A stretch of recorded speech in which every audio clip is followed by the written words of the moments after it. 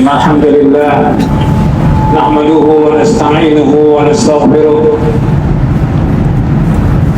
ونعوذ بالله من شرور أنفسنا ومن سيئات أعمالنا. من يهده الله فلا مضل له ومن يضلل فلا هادي له.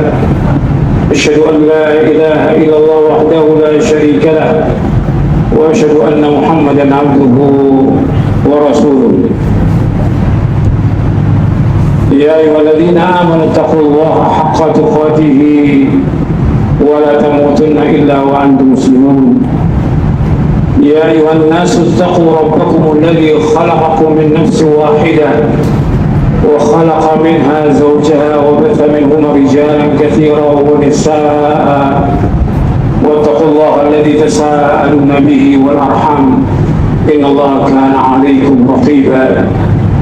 يا أيها الذين آمنوا اتقوا الله وقولوا قولا سديدا يصلح لكم أعمالكم ويغفر لكم ذنوبكم ومن يطع الله ورسوله فقد فاز فوزا عظيما. أما بعد فإن أصدق الحديث كتاب الله وخير الهدي هدي محمد صلى الله عليه وعلى آله وسلم وشر الأمور محدثاتها وكل محدثة بدعة وكل بدعة ضلالة وكل ضلالة في النار. Amma ba'd, Bapak-bapak, ibu-ibu, saudara-saudara sekalian, jamaah tiaratur yang mudah-mudahan dirahmati oleh Allah Taala. Alhamdulillah, kita bersyukur kepada Allah Subhanahu wa Ta'ala, kita berada di Arafah, dan ini yang ditunggu oleh seluruh jamaah haji dari seluruh penjuru dunia. Karena Nabi bersabda sallallahu alaihi wasallam, Al-Hajju Arafah, haji itu Arafah. Rukun yang paling penting, rukun yang paling pokok haji itu Arafah. Jadi semua orang harus ada di Arafah. Atau dia sakit, atau dia sakit keras, itu harus dibawa dengan ambulan masuk ke Arafah. Ketika dia berada di luar Arafah, maka hajinya tidak sah. Rukun yang paling besar haji ini adalah Arafah. Dan semua orang dari seluruh dunia yang ditunggu ini Al-Hajju Arafah. Makanya semua orang berusaha bagaimana bisa sampai ke Arafah. Karena di tempat ini dan di hari ini juga Allah memerdekakan kaum muslimin dari api neraka. Dan orang menanyakan kepada malaikat apa yang mereka kendaki dengan datang ke Arafah ini. Yang mereka kendaki agar diampuni dosa mereka. Kata Allah, aku ampuni dosa mereka semuanya. Ini kenikmatan yang luar biasa, yang gak peroleh dimanapun berada. Tidak kemarin dan tidak juga besok, hanya ada pada hari ini. Dan itu hanya ada setahun sekali, Arafah itu. Tinggal kembali kepada kita, apakah kita termasuk orang-orang yang diampuni dosa kita oleh Allah atau tidak. Karena jelas niat kita dari rumah untuk mendapatkan haji yang mabrur, dan puncak cita-cita seorang mukmin adalah surga. Al-Hajjul Mabrur laisa lahu jazaa'un illa jannah. Haji yang mabrur enggak ada balasan kecuali surga. Tujuan hidup seorang mukmin adalah surga. Enggak ada yang lain, bukan dunia.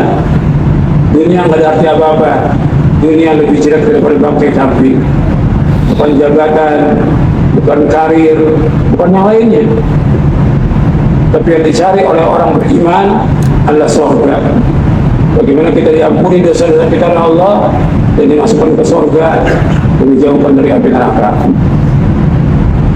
Bapak Ibu, jamaah haji tiaratur yang mudah-mudahan dirahmati oleh Allah Ta'ala,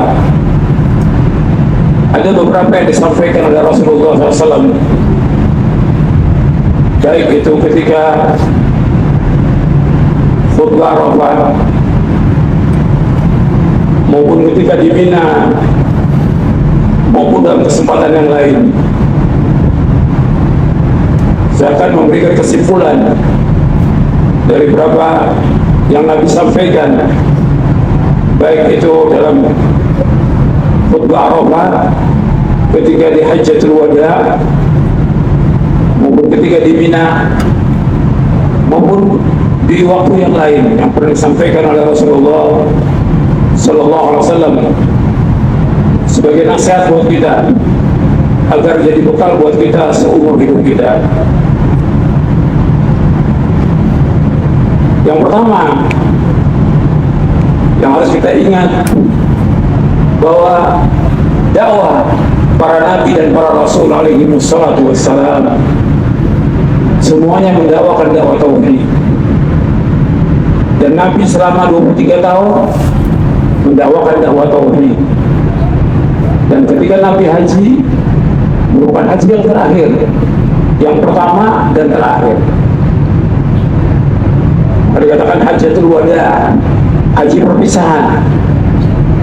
Nabi haji yang pertama dan haji yang terakhir. Kemudian dakwah Nabi tidak pernah lepas daripada tauhid selama 23 tahun. Inti dari agama Islam adalah tauhid. Bagaimana kita mengesahkan Allah, bagaimana kita beribadah kepada Allah, bagaimana seluruh bentuk ibadah itu kita tujukan hanya kepada Allah. Qul inna salati wa nusuki wa mahyaya wa mamati lillahi rabbil alamin la syarika lahu wa bidzalika umirtu wa ana awwalul muslimin. Sesungguhnya salatku, ibadahku, hidupku dan matiku karena Allah Rabbul Alamin.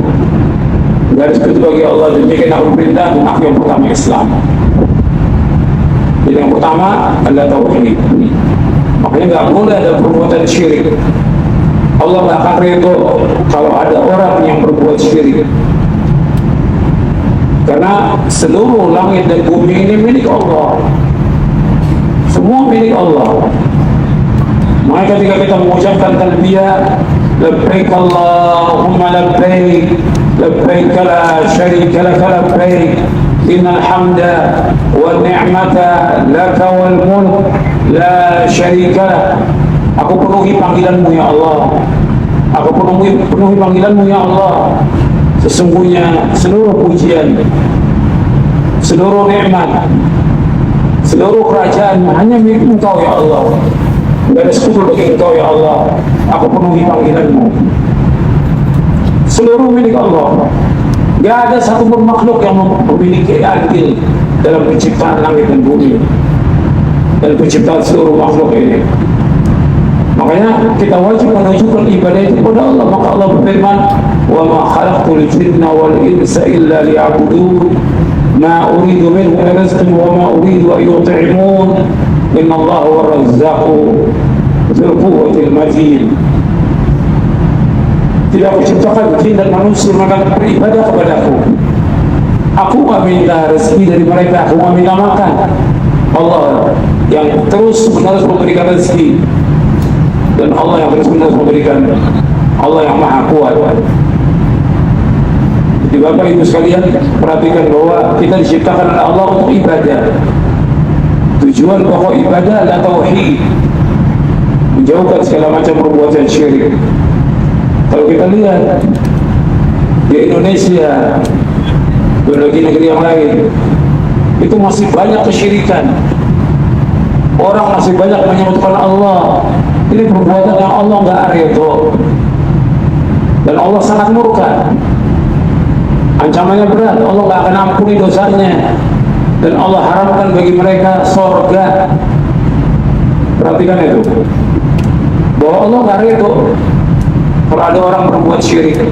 Di Indonesia masih banyak orang datang ke kubur-kubur wali, ke kubur-kubur kiai, kemudian minta di sana, berdoa kepada mereka, minta kesembuhan, minta jodoh, minta rezeki, minta yang lain. Datang juga ke dukun-dukun dan yang lainnya. Ini semua perbuatan syirkun akbar, syirik yang paling besar yang Allah nggak ridho. Allah sudah mengancam dalam Al-Quran, Inna Allah la yaghfiru wa yushraka bihi wa yaghfiru ma duna dzalika liman yasha. Wa may yushrik billahi faqad iftara itsman 'azima. Sungguhnya Allah tidak akan mengampuni dosa berbuat syirik, dan Allah mengampuni dosa selain itu bagi siapa yang Allah kehendaki. Barang siapa yang berbuat syirik, maka sungguh dia telah berbuat dosa besar yang paling besar. Jadi orang berbuat syirik, dia melakukan dosa besar yang paling besar. Dan Allah menyebutkan lagi dalam surah Al-Ma'idah, atau dalam surah An-Nisa ayat 48, dalam surah Al-Ma'idah ayat 72, Allah berfirman, Innahu man yushrik billahi faqad harramallahu 'alaihi al-jannah wa ma'wahu an-nar wa ma lidh-dhalimin min ansar. Sesungguhnya orang berbuat syirik diharamkan baginya surga, tempat tinggalnya neraka, dan neraka saja yang tempat kembali. Jika orang berbuat syirik, neraka masih banyak.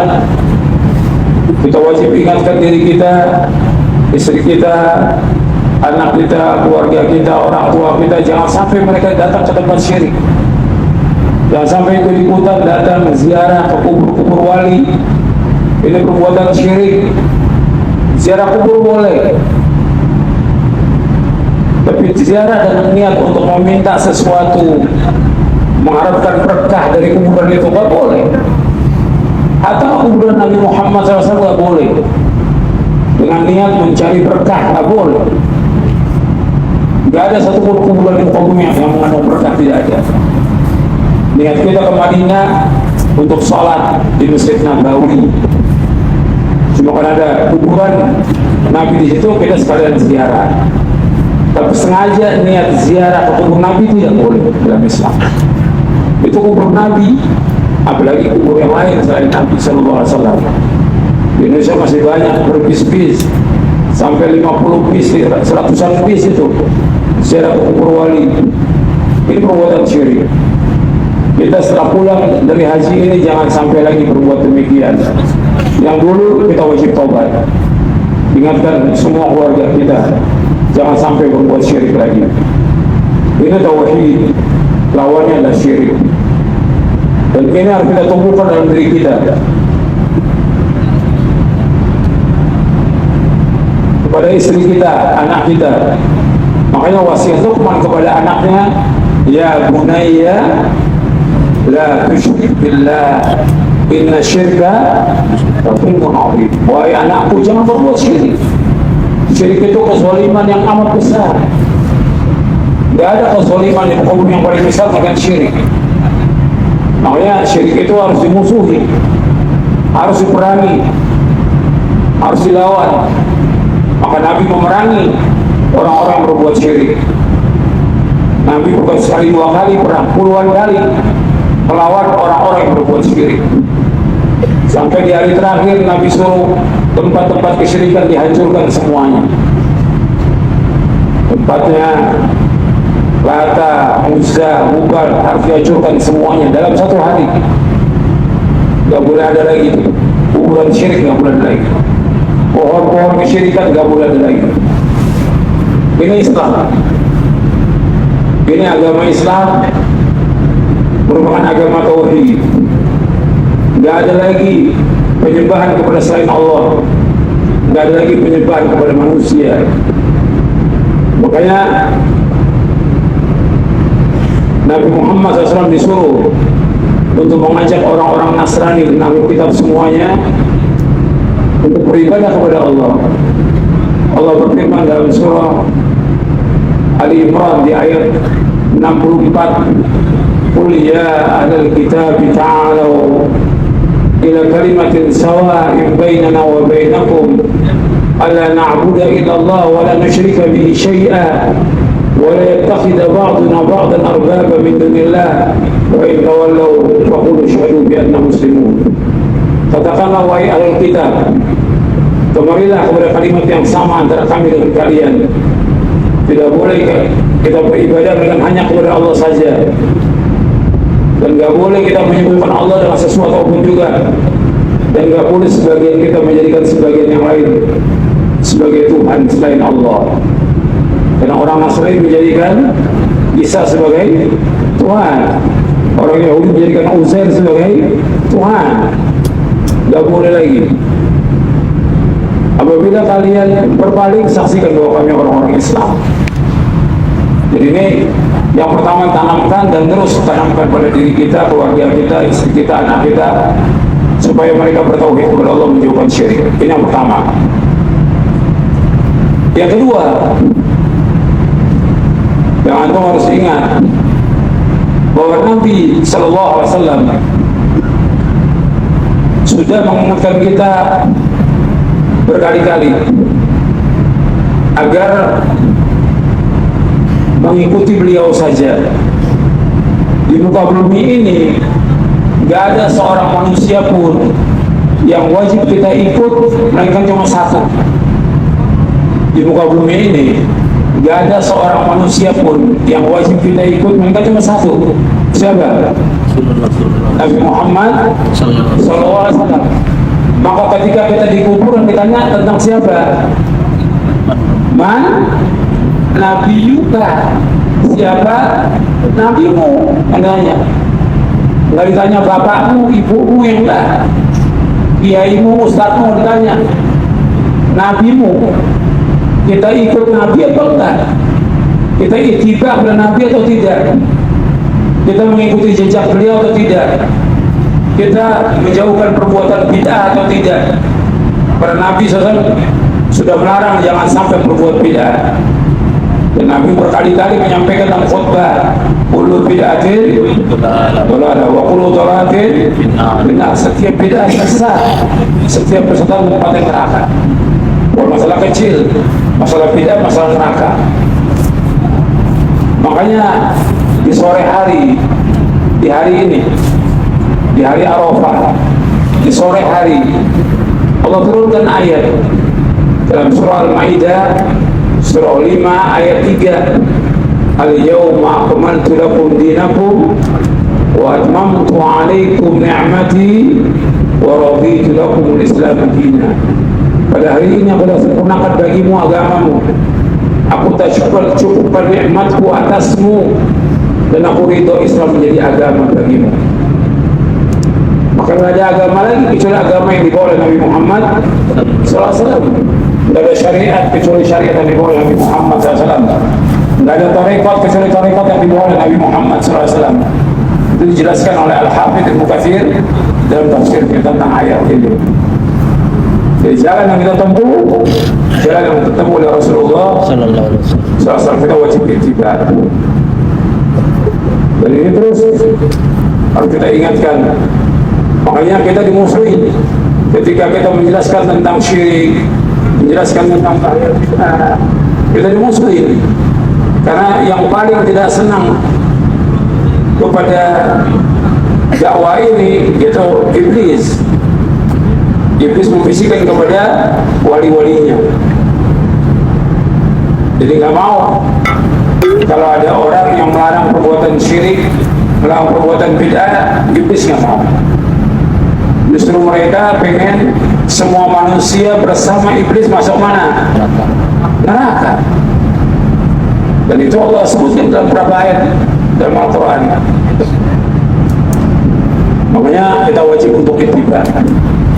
Yang ketiga, Nabi selalu mengingatkan kepada kita untuk berpegang kepada Quran dan Sunnah. Dalam Hajjatul Wada juga Nabi sebutkan, taraktu fikum amrayni lam tadillu ma tamassaktum bihima, kitab Allah wa sunnati. Aku tinggalkan oleh kalian dua perkara yang kalian tidak akan sesat selama berpegang dengan dua perkara itu, yaitu kitabullah, Al-Quran, dan sunnahku. Tapi Nabi juga sering mengingatkan kepada manusia agar berpegang teguh kepada Quran dan sunnah ala fahmi salaf. Kita wajib mengikuti pemahaman siapa? Para sahabat. Karena pemahaman yang maksud hanya pemahaman sahabat. Pemahaman yang wajib diikuti pemahaman sahabat. Maka kita wajib mengikuti Al-Quran wa sunnah ala fahmi salaf. Ayat-ayatnya banyak dalam Al-Quran, hadisnya banyak. akarnya juga banyak. Disuruh kita mengikuti Quran dan Sunnah ala fahmi salaf, itu jalan selamat. Kalau kita mau selamat dari firqah-firqah yang sesat,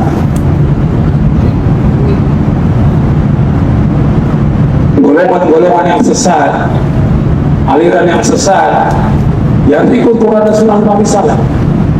Kalau nggak ikut, ya ikut aliran yang sesat.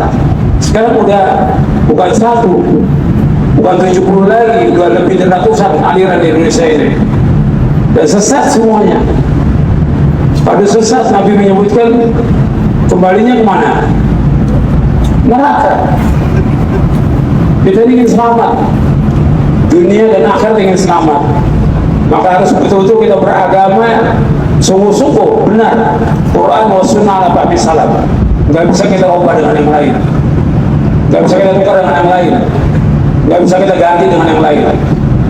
Nggak ada tawar-menawar. Quran wa Sunnah ala fahmi salaf. Itu jalan hidup, itu jalan yang membawa kepada keselamatan dunia dan akhirat. Itu yang ketiga. Yang keempat, yang Nabi sering ulang-ulang baik dalam Hajjatul Wada maupun di Mina, inna dima'akum wa amwalakum wa a'radakum haramun ka hurmati yaumikum hadha fi syahrikum hadha fi baladikum hadha. Qala hal balagtu, kata Nabi, sesungguhnya darah kalian, harta kalian, dan kehormatan kalian haram bagi kalian, sebagaimana haramnya hari ini di negeri ini, di bulan ini. Jadi Bapak Ibu sekalian perhatikan dulu, tidak boleh ada pertumpahan darah, tidak boleh mengambil harta orang lain, dan tidak boleh merobek kehormatan orang lain. Apakah dengan melaknat, menggibah, memfitnah, itu nggak boleh. Hukumnya haram dan termasuk dosa besar. Di tiga ini masalah berat ini. Nabi ulang berkali-kali. Darah, karena orang yang membunuh seorang muslim berat hukumannya dan masuk neraka. Yang kedua, makan harta seorang muslim juga ancamannya neraka. Yang ketiga, yaitu merusak kehormatan seorang muslim, membicarakan aibnya, merusak kehormatannya, memfitnah, melaknat, menggibah, dan yang lainnya. Ini semua nggak boleh Islam. Maka setelah kita di Arafah ini, kita jaga lagi, jangan sampai kita berbuat dosa kepada saudara kita sendiri sama muslim. Dosa besar, bukan dosa kecil. Kemudian yang selanjutnya, yang kelima. Yang kelima, Nabi ingatkan kepada kaum laki-laki agar memberikan nasihat kepada wanita dengan cara yang baik. Wastausu bin nisa'i khairan, wastausu bin nisa'i khairan. Aku wasiatkan kalian agar kalian menasihati istri kalian dengan cara yang baik. Disuruh untuk menasihati dengan cara yang baik. Wanita diciptakan oleh Allah dari tulang rusuk yang bengkok. Dibiarkan dia akan tetap bengkok, dipaksakan dia akan patah, patahnya cerai. Tapi kalau dibiarkan tetap dia bengkok. Tapi tetap Nabi suruh wastausu bin nisa'i khairan, nasihati wanita dengan cara yang baik. Tetap tabiatnya bengkok, tetap gak akan berubah wanita itu, tapi tetap dinasihati dengan cara yang baik. Disuruh sabar untuk menasihati mereka, dan itu tanggung jawab kita sebagai laki-laki, karena kita akan ditanya oleh Allah tentang istri kita dan akan ditanya tentang anak kita. Makanya Allah berfirman, ya ayyuhalladzina amanu qu anfusakum wa ahlikum nar, wahai orang beriman, jaga diri kamu dan keluarga kamu dari api neraka. Perhatikan itu, istri dan anak itu tanggung jawab kita dunia dan akhirat. Itu dulu nomor satu. baru karyawan, baru yang lain. Istri dulu, anak. Diperhatikan nggak dari istrinya, diperhatikan nggak anaknya. Banyak orang tua memperhatikan istrinya, nggak perhatikan anaknya. Orang tuanya ke masjid, pakai jilbabnya panjang, pakai cadar, anaknya narkoba, anaknya nggak sholat, anaknya nggak puasa, anaknya pergaulannya rusak,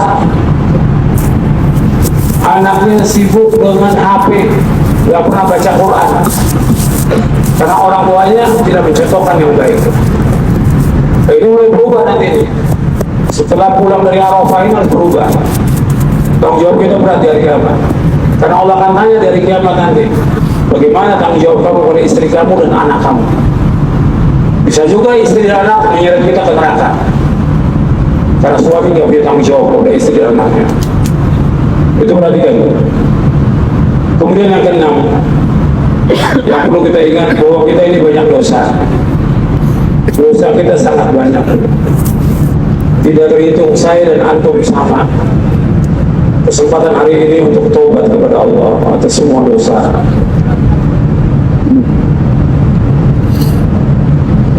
Diingat satu persatu.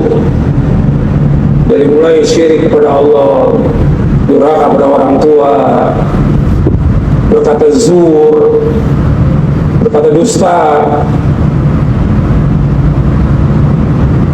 minum khamar, meninggalkan sholat, tidak pakai jilbab, melawan orang tua, durhaka pada suami, dan yang lainnya. Itu ingat satu persatu dosa-dosa itu, agar hari ini kita minta ampun kepada Allah, agar kita keluar dari Arafah itu dalam kondisi dosa kita sudah diampuni oleh Allah Subhanahu wa Ta'ala. Kita minta kepada Allah, sebutkan semua dosa kita, kita menangis atas semua dosa kita, dan minta ampun kepada Allah bahwa kita ini hamba Allah yang banyak dosa. Karena kalau kita kotor, banyak dosa, nggak diterima oleh Allah dari kiamat. Surah Allah berfirman, "Yauma la yanfa'u malun wa la banun illa man atallaha biqalbin salim."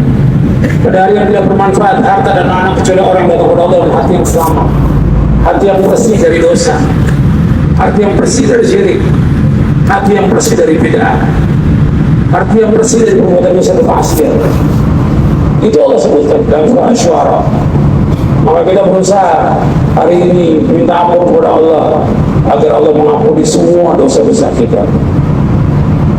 Yang terakhir, yang perlu saya ingatkan kepada Bapak Ibu sekalian, bahwa perjalanan kita ini masih panjang.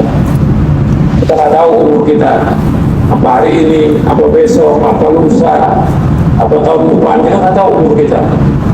Tapi perjalanan masih panjang. Kita wajib untuk bertakwa kepada Allah, bertakwa kepada Allah. Terus iringi takwa itu dalam kehidupan kita. Makanya ketika haji itu Allah berfirman, "Wa tazawwadu fa inna khairaz zadi taqwa." Berbekalah kalian karena bekal yang paling baik adalah takwa. Bukan uang, bukan dolar, bukan real, bukan makanan, tapi bagaimana ketakwaan kita kepada Allah agar kita tidak melanggar syariat, agar kita tidak melawan Allah, agar kita taat sami'na wa ata'na kepada Allah SWT dan kepada Rasulnya. Jauhkan semua larangan-larangan Allah, takwa kepada Allah di mana saja kita berada. Maka Nabi berpesan kepada sahabat, ingat pesan ini, cuma 3 pesan ini: ittaqillaha haitsu ma kunta wa atbi sayyi'atal hasanata tamhuha wa khaliqin nasa bi khuluqin hasan. Bertakwa kamu kepada Allah di mana saja kamu berada, di Arafah, di Mekah, di Madinah, di negeri kafir. Takwa kepada Allah. Allah melihat kita dan Allah bersama kita. Jangan melanggar syariat, jangan tinggalkan kewajiban. Takwa kepada Allah. Yang kedua, ini perbuatan yang jelek dengan perbuatan yang baik. Misalnya perbuatan yang baik akan menghapuskan perbuatan yang jelek. Dosa-dosa kita iringi dengan perbuatan yang baik, dengan berzikir, dengan istighfar, dengan sedekah, dengan berbuat-buat kebaikan. Yang ketiga, wa khaliqin nasa bi khuluqin hasan. Bergaulah kepada manusia dengan akhlak yang mulia. Kita bergaul pada manusia akhlak, senyum, ketemu orang itu senyum, negur, salam kepada siapa aja. Dia jamaah haji kita, bukan jamaah haji kita. Dia teman kita, bukan teman kita, selama dia muslim. Disuruh wa khaliqin nasa bi khuluqin hasan. Bergaul kepada manusia dengan akhlak yang mulia. Dan ini jaga adab ini, karena ini hilang sudah di tengah-tengah kaum muslimin. Kadang-kadang yang ngaji hanya senyum pada yang ngaji aja, yang pakai cadar hanya pakai cadar aja. Padahal kita harus bergaul dengan semua manusia dengan akhlak yang mulia, karena akhlak ini paling berat timbangan pada hari kiamat. Saya pikir cukup sampai di sini. Mudah-mudahan bermanfaat dan bisa kita amalkan. Mudah-mudahan Allah mengampuni dosa-dosa kita. Mudah-mudahan Allah menjadikan haji kita haji yang mabrur. Dan habis ini kita sholat zuhur 2 rakaat. Setelah itu qomat lagi, sholat asar 2 rakaat di jamaah takdim. Mudah-mudahan apa yang saya sampaikan bermanfaat dan kita amalkan. Wassalamualaikum warahmatullahi wabarakatuh. Sallallahu alaihi wa ala sallam. Subhanakallah wa bihamdik. Asyhadu an la ilaha illa anta astaghfiruka wa atubu ilaik. Assalamualaikum warahmatullahi wabarakatuh.